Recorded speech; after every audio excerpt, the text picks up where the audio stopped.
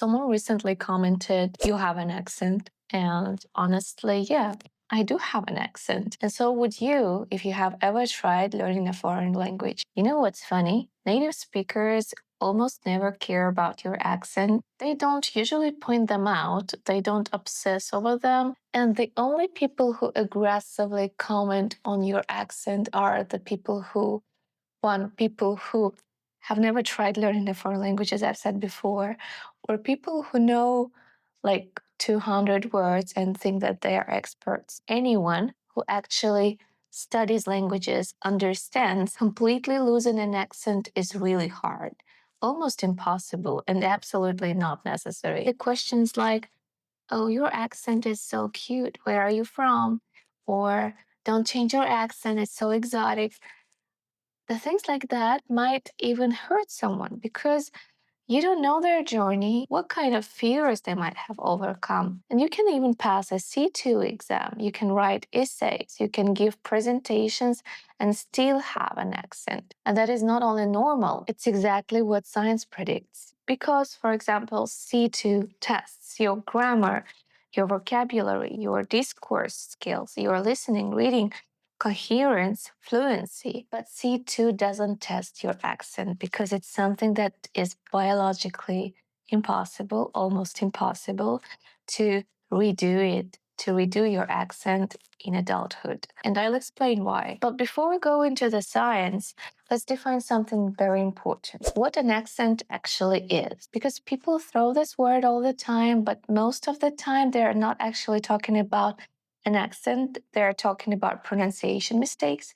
And these things are different. Accent is not about pronunciation. Pronunciation is technical. It's about individual sounds, mouth positions, intonation patterns, rhythm, stress, vowel quality. This can be trained, corrected, or practiced. But accent is not one sound. It's not one mistake. It's not even a collection of mistakes.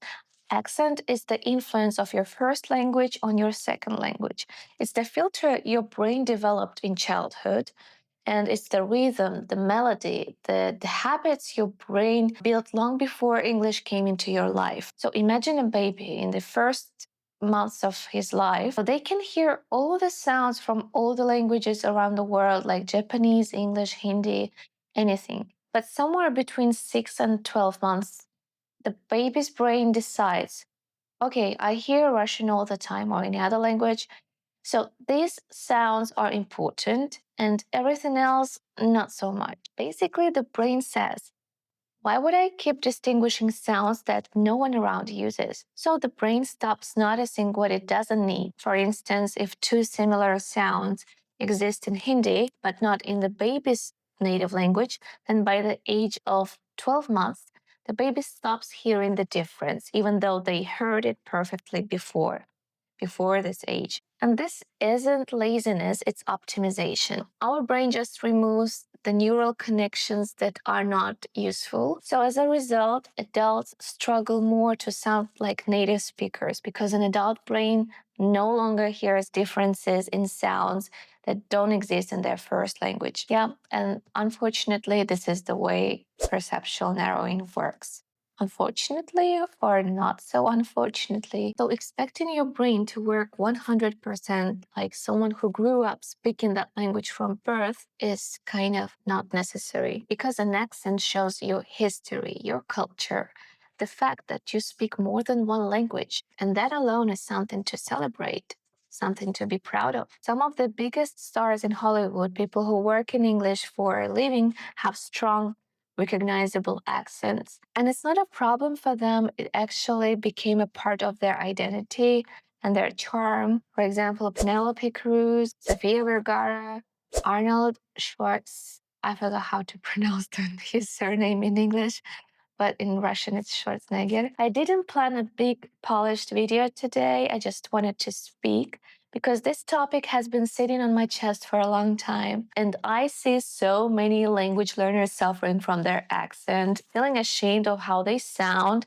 questioning their intelligence, questioning whether they should even open their mouths. And first of all, I want you to know that you're not alone. And this is something that almost every language learner goes through. I used to be so concerned about how I sound, about my accent, until I realized that my time, my energy, my growth should be invested in something far more important. For example, teaching others, helping them to get where I am now. And I know that I'm still not perfect. I'm never going to be perfect. I'm not even trying so hard anymore. Of course, I'm trying to improve, but I'm not suffering from not being perfect. So overcoming perfection helped me a lot.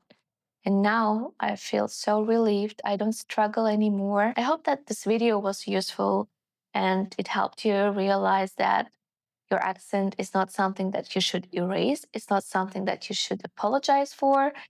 It's just a natural, beautiful part of your language journey. So thank you for listening. Share your opinion, share your experience.